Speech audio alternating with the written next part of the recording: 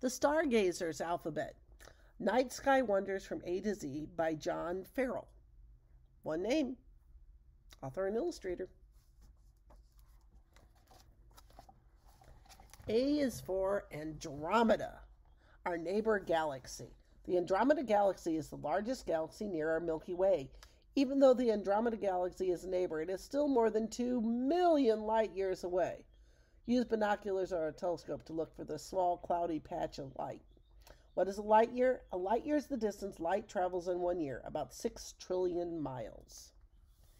B is for the Big Dipper. That's an easy one to see. The Big Dipper is easy to find. The stars are bright and it looks like a dipper or a ladle. Look for it in the northern evening sky all year long. But because of the motions of the Earth throughout the year, the Dipper always seems to be on the move. The Big Dipper is part of a constellation named Ursa Major, which means Great Bear in Latin. So in March, it's up. May, it's upside down. And in July, it's standing on its head.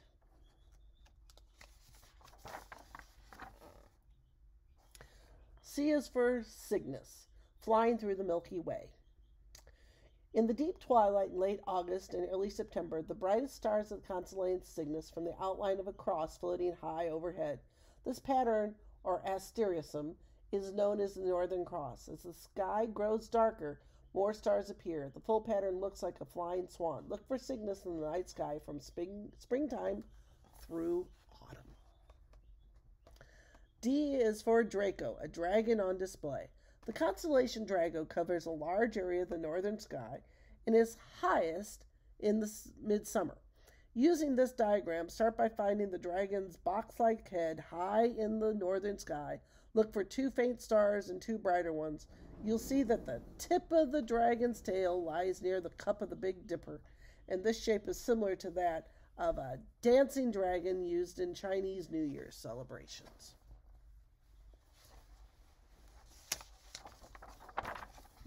E is for Earth, our mothership in flight. Do you know that Earth moves as fast as a spaceship? Earth zooms around the sun at about 67,000 miles per hour in a path called an orbit. It takes Earth 1 year to go around the sun 1 time. The force of gravity keeps Earth in its orbit and keeps us from flying off. F is for the first star that you wish upon at night. Starlight, star bright, first star I see tonight. I wish I may, I wish I might, have the wish I wish tonight. Often the first people star wish on at night is not a star, but a planet, usually Venus or Jupiter.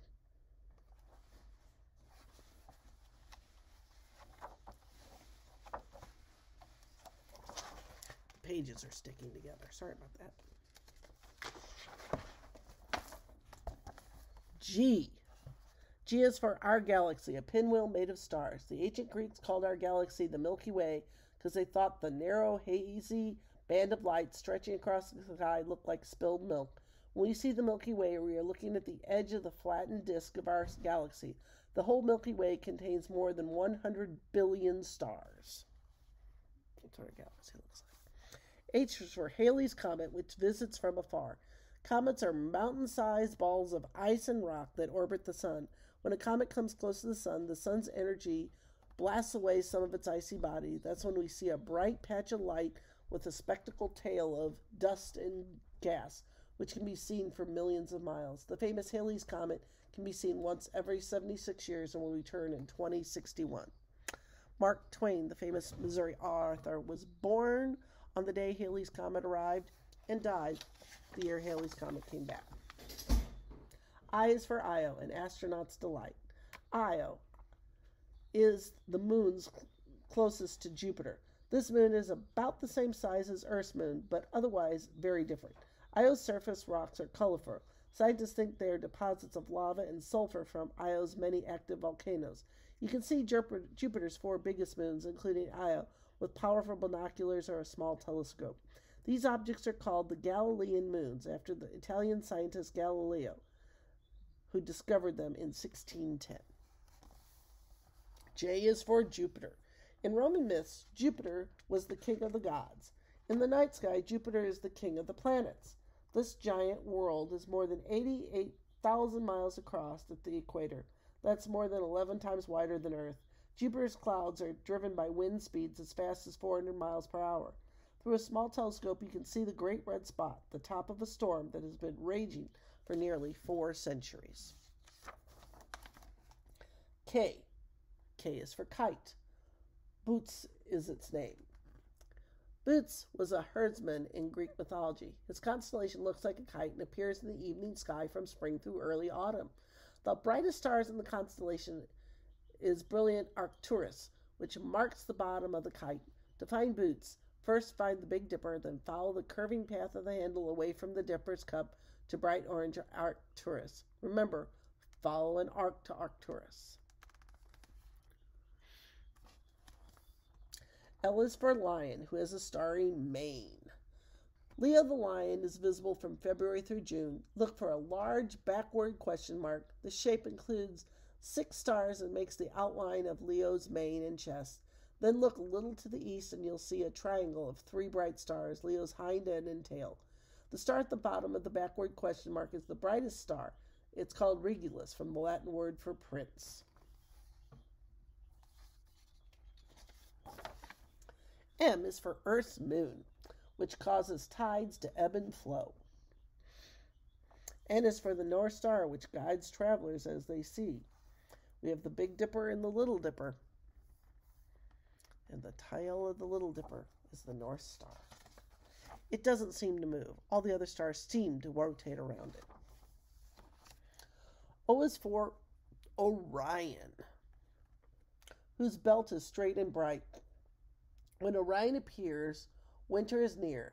This hunter for Greek mythology wears a belt made up of 3 bright stars. A line of fainter stars curves down from the belt, forming a sword. If you look at the sword through binoculars, you will see that one of the stars is really a fuzzy patch of light. It's not a star at all. It's the Orion Nebula, a cloud of gas and dust where stars are being born. P is for the Perseids, August's awesome sight.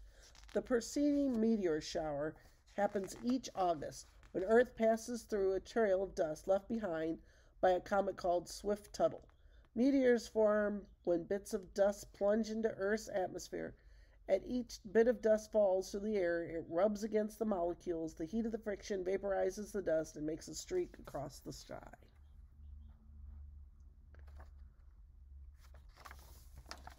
Q is for Queen Cassiopeia, who sits upon her throne of stars.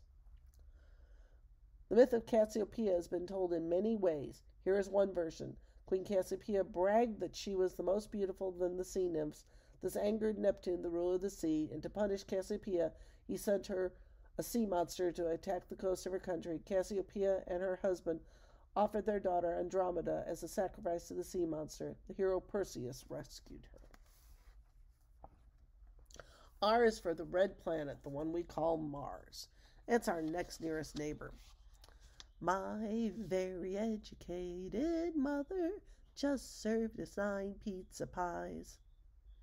My for Mercury, very for Venus, educated for Earth. Mother, Mars. J, just. Jupiter, served. S, Saturn. Us, Uranus. 9, Neptune. P for the planet that's now a dwarf planet, Pluto. S is for summer triangle that tells us summer's here. The summer triangles of star pattern are asterism, formed by 3 bright stars, Vega, Deneb, and Altera. The triangle signals the coming of summer. When it appears in the east in mid-June, each of the 3 stars in the triangle is the brightest star in its own constellation. T is for Taurus, which shines when winter nights are clear. A V-shaped pattern of stars outlines the face and horns of Taurus the bull. So you kind of see the bull horns there.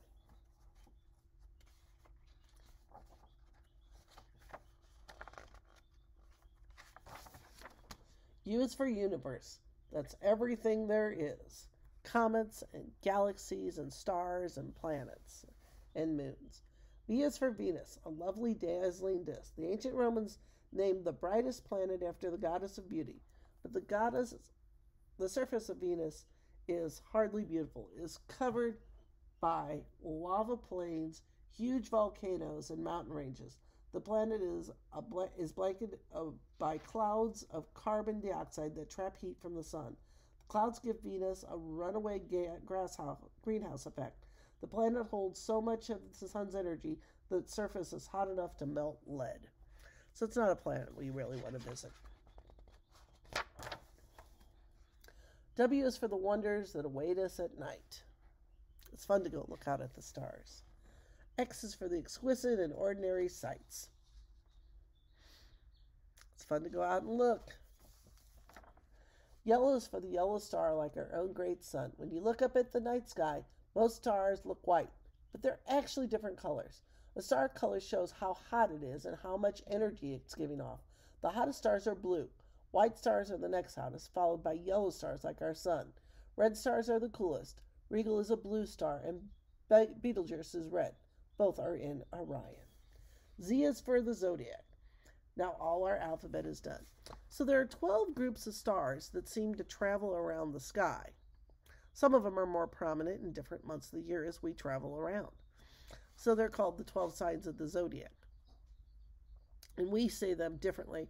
The Chinese call them different things, and the Hebrews call them different things. Stargazer's alphabet.